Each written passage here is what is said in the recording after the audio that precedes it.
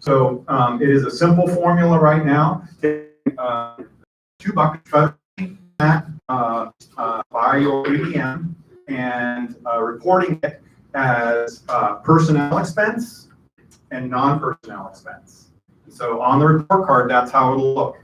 Personnel expense for federal dollars, personnel expense for state and local dollars, non-personnel, same thing, federal, state, and local. So that's where we are right now. I asked our staff to reach out to several districts and run through that process to say, do we match with your numbers? Do we, are we on the same page with that? And that's where we are for this year. We have to do that for this year. There's some state, there's a state law that is requiring to break that down a little bit further. There have been no funding mechanism to do that work. So it is our position that we're going to stand pat unless they fund that.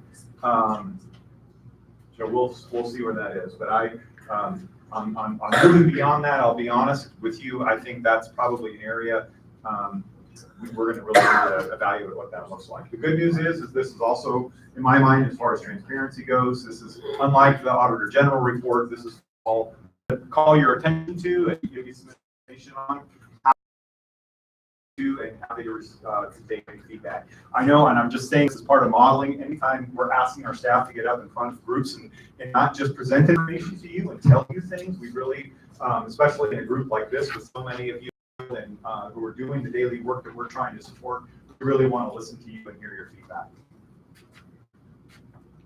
Yeah. Sean, I know it's the first time on the safety grant, but will there be a chance to give feedback in regards to the whole process? Because we mentioned last day same meeting the notion of you couldn't count what you already had, it had to be new. And I'd like to at least some of us want to provide some feedback in regards to that. Thank you, Paul. Yeah, so will there be an opportunity to provide feedback on the entire process? Absolutely. We want to hear that, and if there is new money that comes in, we want this to be an evolving process of what that framework looks like. I mean, if you were, as I think I mentioned last time, there's tremendous pressure for us to get those dollars out as fast as we can, and so we've tried to do that. That isn't always best practice. So we want to listen to, so we want to help make that process better. So we will absolutely solicit feedback on that. Yeah. I believe at the last ASA meeting indicated that there would be additional money for possibly a spring application. Is that what you were referring to, or is that a possibility? And if so, those districts that aren't awarded for fall will they be needing to reapply? Yeah, so this, and I don't remember the exact dollar amount, but this is $20 million of new money. There was, I want to say, I can't remember the exact number, 10 or $13 million of an ongoing safety grant process that was strictly for SROs. And we are in the third year of that. New grant applications for that open this spring, and we'll include those other two components, counselors and social workers, as part of that application process. So that's what will be opening in the spring. And then will schools or districts have to reapply for that if they don't get the money from the fall? So that'd be like another application. Yes, yeah, that's our thinking right now. It may just be a matter of thinking about that. We hope to have some improvement on the process that we're doing, but we'll have all that basic information. A lot of that will be able to carry forward into that application as well. So there were rumors that it was said that get funding.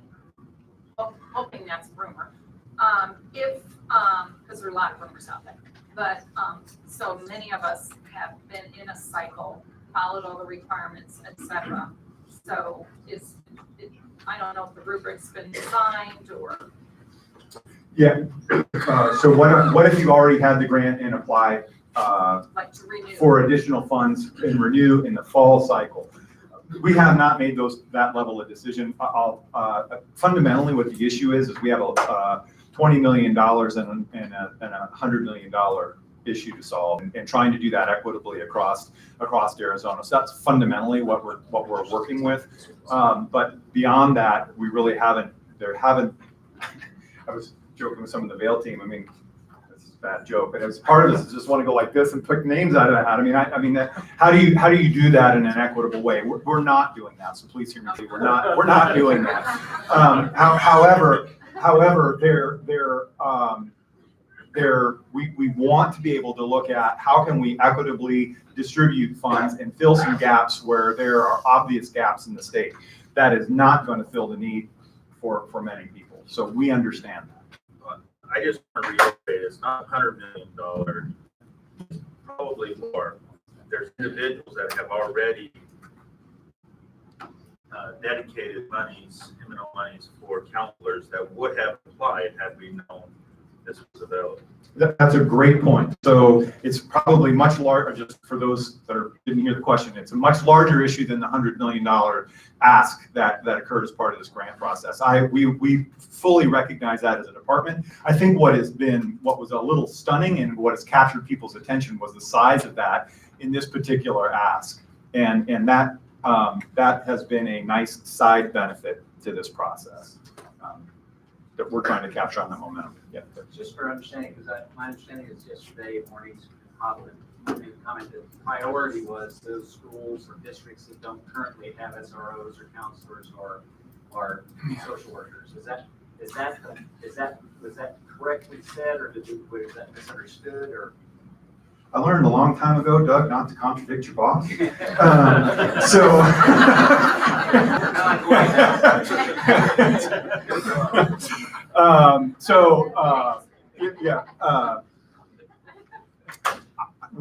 What I can tell, I mean, I'm really trying not to add more problem or issues to some of the rumors that are out there. What I can tell you is that we're actively working to create a framework that is equitable. There are clear holes in the state that don't have any of these things, and we're trying to move some of those dollars around. But beyond that, we have not made decisions. Howard? So, John, the rubric isn't developed yet. Correct. So there's basic pieces of it that are there, and those are all those basic pieces that when I was here last time, when we ran through the grant that we're going to use as pieces of what that looks like. But we haven't stamped it and said this is what we're using. The effort that has happened to date since the closing at the end of whatever it was, September, have literally been going through 1,100 applications with 5 people to simply validate the information. So that's where we are today. This week we're moving into what does that look like. We will have a basic framework of that, and early next week we will grab stakeholders, a feedback loop, to begin to gather feedback on what that might look like. And then our intent is to have that ready to go so that those awards can be made at the December state board meeting. So something needs to happen PR-wise between our State Department and our staff, because we've been in a stranglehold, and there was like a little gasp of breath. Oh, we get to apply, maybe we can get a social worker, maybe we can get help with these issues.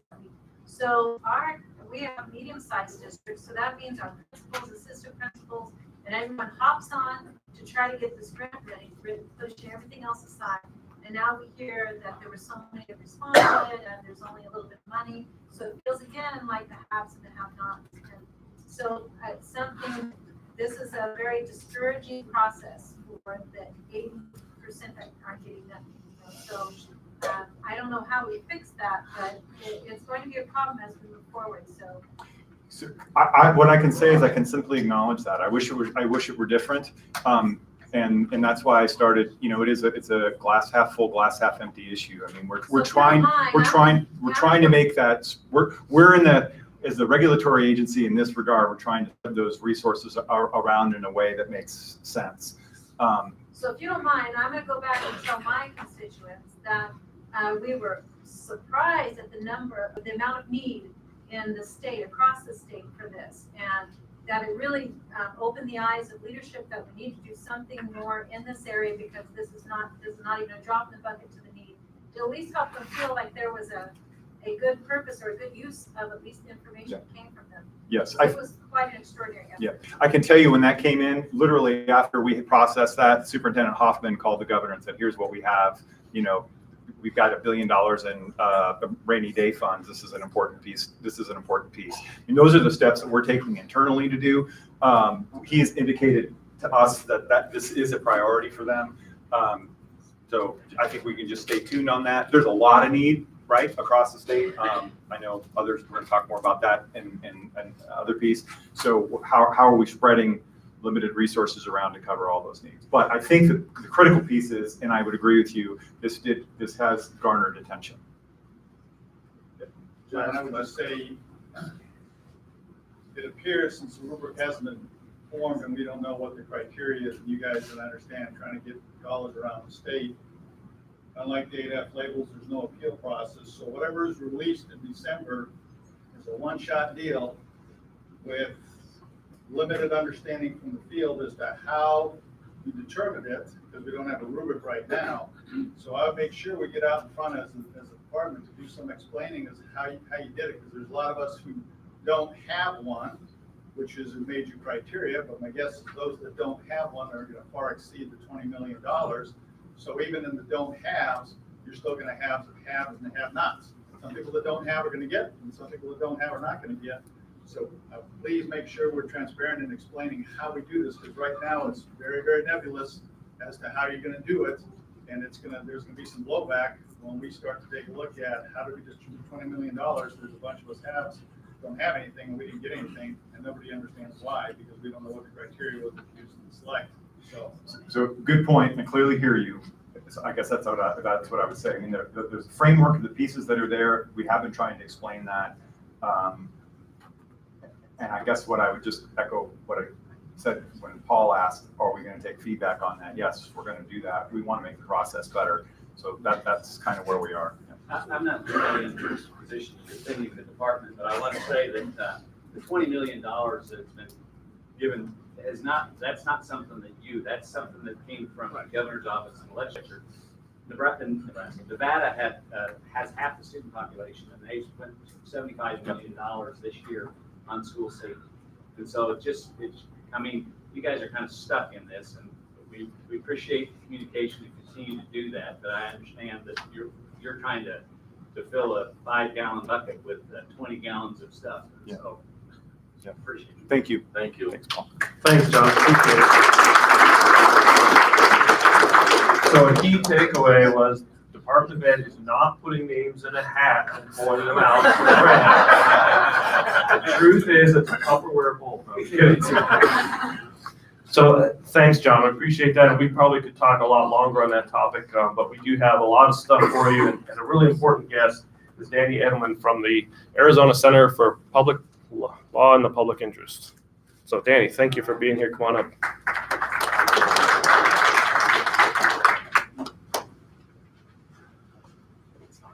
Thank you. All right. How do this thing work? Let's see if you can. Okay, where are we? So hello, everyone. So I think I saw many of you at the ASBA law conference, and a lot of this is the same information you heard at that. So I apologize in advance. And I talked to Mark about that in getting ready for this, and he said the difference is going to be that I am able to take questions. So really, at any time, if anybody has a question, please ask me. And so I'm here. I'm the executive director of the Arizona Center for Law and the Public Interest, and we are a nonprofit law firm. We don't charge any of our clients for any of our services ever. And a big reason why I became the director of the center, I believe in this process. I believe it is the state's responsibility to adequately fund the capital needs of public schools. And the reason I know that is because the Supreme Court said so. This case, the capital case, is a follow-up on a case that the center won 25 years ago. And that was the Roosevelt case. And the whole idea was that we have in our Constitution a provision that says it is the state's responsibility to fund a general and uniform education system. And at least for capital, what your school district and what your school could provide was almost entirely the product of your ability to pass bonds and overrides. And at some point, when the disparities were so great, a group of schools and the center sued the state and said, that is not constitutional. Whatever general and uniform means, it can't mean this. And the Supreme Court said that's right. And so as a result of that, and there were several cases over many years, predominantly in the 90s, the Supreme Court said certain things have to happen here. All right, how do I advance this? Just, okay, great. So the key to all of this was it's the state's obligation to ensure that all districts have adequate funding for their capital needs. And so Students First was a product of that lawsuit. And although there are, there are a few false narratives that have come about in the last few years, and I do want to use some of the time today to talk through some of those false narratives, because you all have been deprived of so much funding for so long that I think people have forgotten what the system actually was supposed to look like. And so I do want to focus on, well, what fixed this? What happened was the legislature, after the Supreme Court ruled, came up with a fix. And the Supreme Court looked at it and said, yeah, that's not a real fix. You have to try again. And so the legislature tried again. And they came up with another fix, this one that had an opt-out, so that districts that wanted to fully support themselves with bonds can just say, now we don't need to be a part of the state system. It didn't take the Supreme Court too long to figure out that you are going to have a true separate and unequal system. And they said, no, that doesn't cut it either. And so Students First was created when the Supreme Court said, hey, if you don't fix this in the next month, we are going to shut down all public finance for all schools in Arizona, because we're not going to let you continue to have an unconstitutional system. And so Students First is what came out of that. And was from about 1999 to 2003 or so, where all schools were inspected, standards were established, they were corrected. And well over $1 billion was spent in that process. Some schools were rebuilt, some schools had individual things that were brought up to standard. But that was just one part of the puzzle. Part of what was going on is if you needed a new school, how was that going to happen? And there was a formula established, and part of the thing was you could go by projections. You didn't have to wait to be unconstitutionally overcrowded in year one, and that starts the process. If you knew it was coming, you could get it. But the idea was you would have sufficient money to build a new school when you needed it. If you read about the case in the paper, a lot of times you'll see it says it's all about repairs. Repairs is a big part of it, but it is not all about repairs. And so it's hard capital and it's soft capital. So buses, curriculum, technology, all of those things are part of the capital funding suit. And then this other part, when I talked about correcting a false narrative, this is a big part of it, was the building renewal formula. So the idea was there would be this period where schools were brought up to standard, but then all districts were to be given sufficient funding that they could keep their facilities in good shape, that they could keep from falling below the standard. So that's what Students First was. Why again? The demise of Students First. So what happened was, and I'm probably guessing, I mean, so much of my time I spend preaching to the choir, and so, sorry choir, but funding was slashed. The guidelines. So, this first idea was, well, in order to know whether schools are deficient, you have to figure out what are the standards that all schools need to be at. The idea was that those standards would be periodically renewed. They weren't. So the standards are about 20 years old. After we brought this case, a process was started to renew and revise the standards, but it was only after we brought this case. And that will still continue that process for, we're not exactly sure how long. It should be sometime late this year or next year.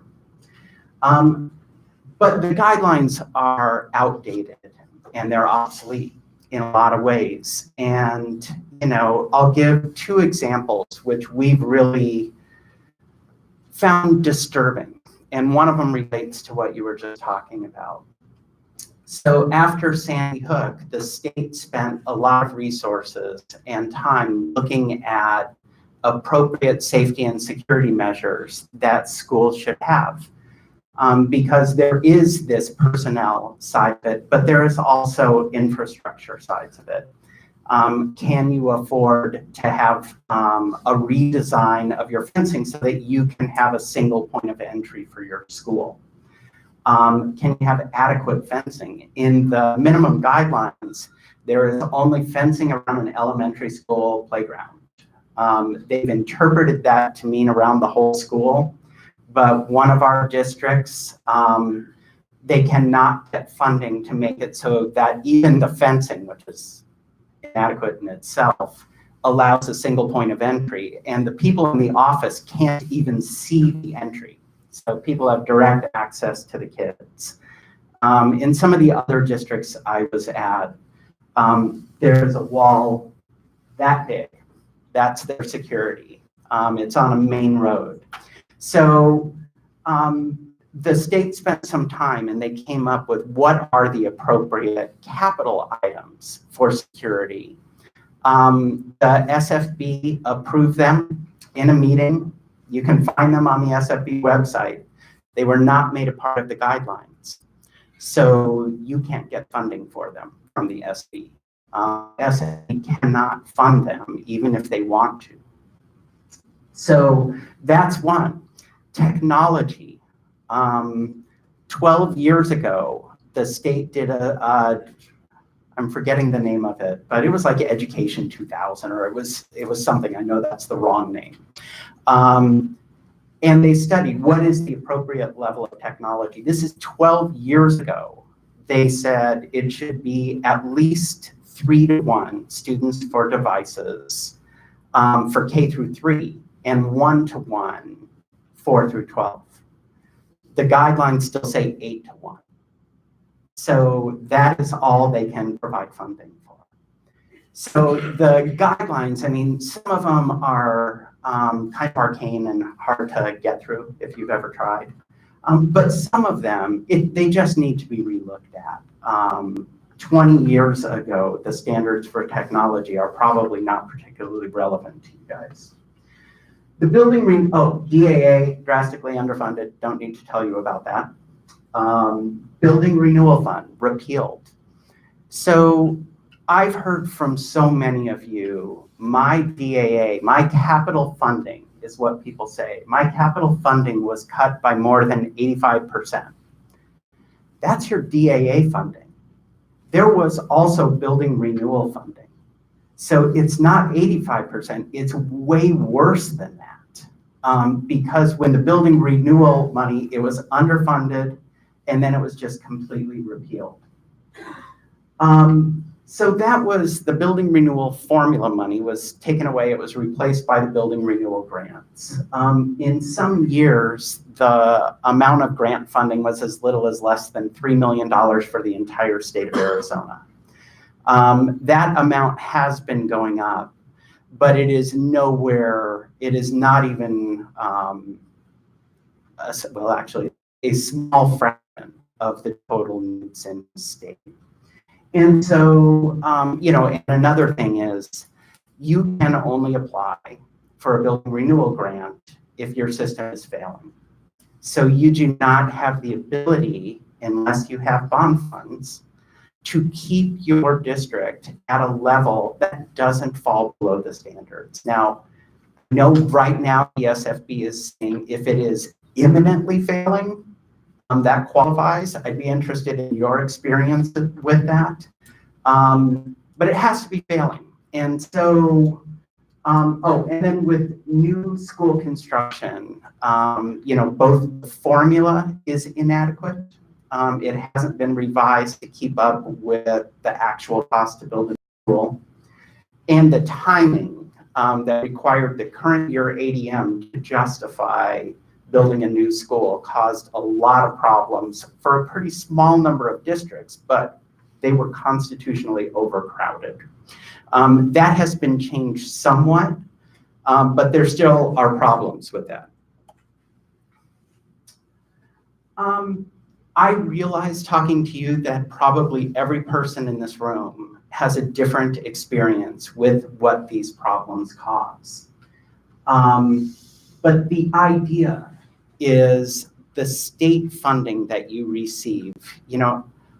How many districts here are going to ask for an override or a bond in this year or did in the last election? The idea was at the time of Students First that the state would provide adequate funding for your capital needs. And then if districts wanted to go truly above and beyond, then bonds would continue to allow that process. What this case is about is that isn't what's happening. That district after district has come in, and many people have testified about this, that you can't even keep your districts at or above minimum guidelines with the funding you get from the state. And we know that, every district is so different. Are you a district that can bond? But are you a district that can bond but has very small capacity to bond? Are you a district that can't bond at all, just in light of your electorate or the amount of property value that you have in your district? Are you urban versus rural? There are different problems created.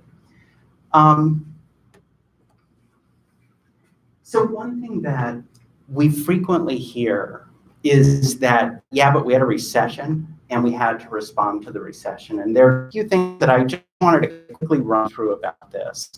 So one is the cuts in funding started way before the recession and have continued till now. Arizona cut more funding at the time of the recession from its K-12 than either every other state or virtually every other state. And so if you look, what this slide is Arizona is the blue line, and the orangish line is the United States average. And this just shows the total K-12 revenues for Arizona versus the national average. So in 1992, we were ranked 35th, and we provided 88% of the national average. In 2017, we are 49th, and we provide 64% of the national average. And if you look just at state revenues, that's total revenues. If you look just at state revenues, it is even worse. We are 50th in the country and 55% of the national average. I mean, think about that. 55%, just over half of what the average state spends.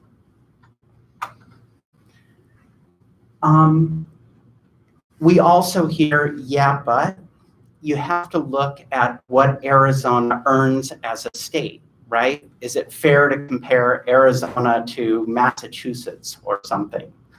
So this is data, and this is all United States Census data. This is not data that we created for this case. This is all publicly available data.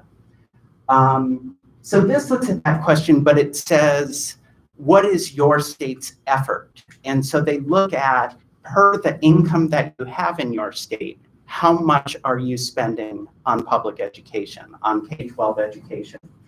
So this is another one. The blue line is Arizona. And you can see in 1992, we actually spent per income. So our effort was actually slightly above the national average. We were 23rd in the country at 106% of the national average. We are in 2017, which is the last year that data was available for this. We are 49th and spending 71% of the effort of the rest of the country. Oops. Playing Joel. That's the question. So, and now we are purple. Oh wait, that's a whole nother subject. Big brother saw what you're. Yeah, that's right. I've been taken off the air. I will tell you one joke that I was thinking about with the last presentation about the safety officers, and is the glass half full or is the glass half empty? That you've got the pessimist who says, what is it? The glass is half empty. And you've got the optimist that says, no, the glass is half full. But if you have an engineer, he would just say, what we've got is a glass that's twice as big as it needs to be for the needs we have. I mean, this is just the same thing. We've got a glass that's just too small. All right. It's coming, yeah. Is it? Yep.